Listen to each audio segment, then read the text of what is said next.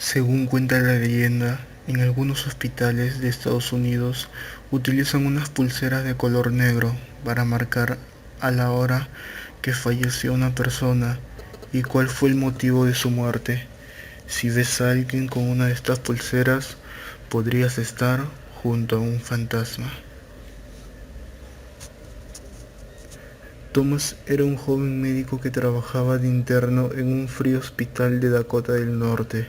Su vocación y sus ganas de salvar vidas eran el único motivo por el que no caía rendido de cansancio en unas interminables guardias que podían prolongarse hasta 36 horas que le dejaban exhausto.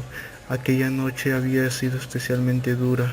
El servicio de urgencias no tuvo ni un respiro y Thomas había tenido que encargarse por primera vez de una paciente sin el respaldo de otro doctor. Luchó por la vida de la chica, que no debía tener más de 22 años, durante más de 2 horas, pero desde que llegó se había considerado un caso perdido y en el hospital decidieron priorizar a otros pacientes que tenían más posibilidades de sobrevivir. Los daños que habían sufrido la joven en ese accidente de tráfico múltiple eran tan graves que incluso si Thomas hubiese conseguido obrar un milagro y la chica hubiese sobrevivido, las secuelas hubiesen sido tan graves que probablemente habría quedado en estado vegetativo.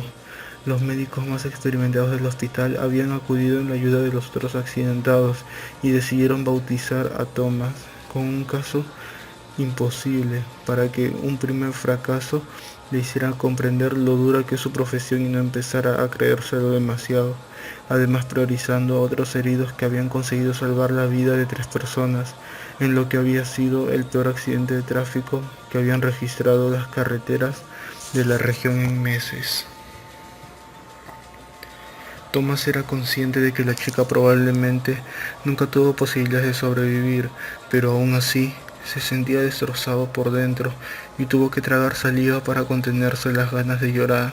Cuando le puso una pulsera negra a la fallecida, la pulsera negra era un protocolo de su hospital que servía para marcar a un difunto y señalar la hora y su causa de muerte.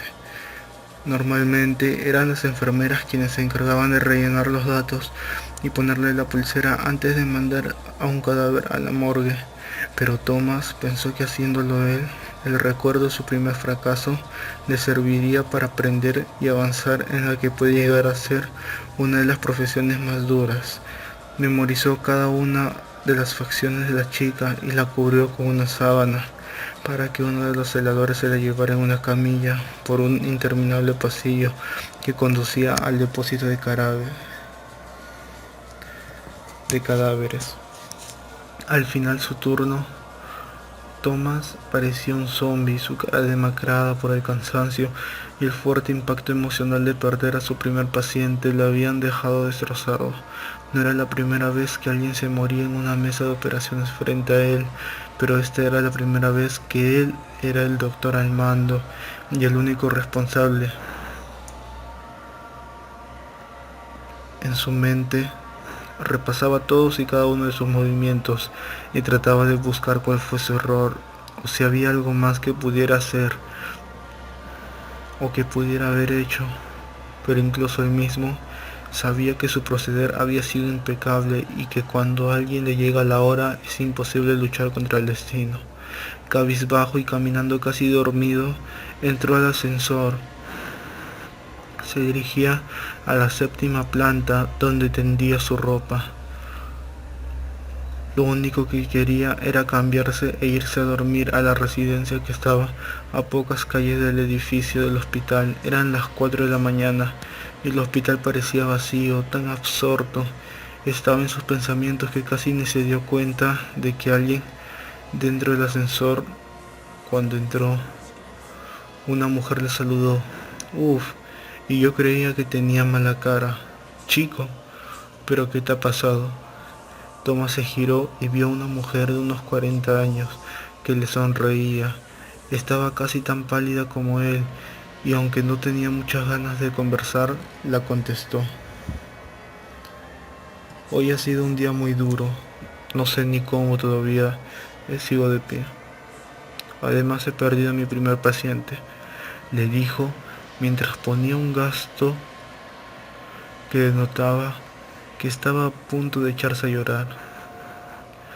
Pues por la cara que pones, estoy seguro que has hecho todo lo que podías.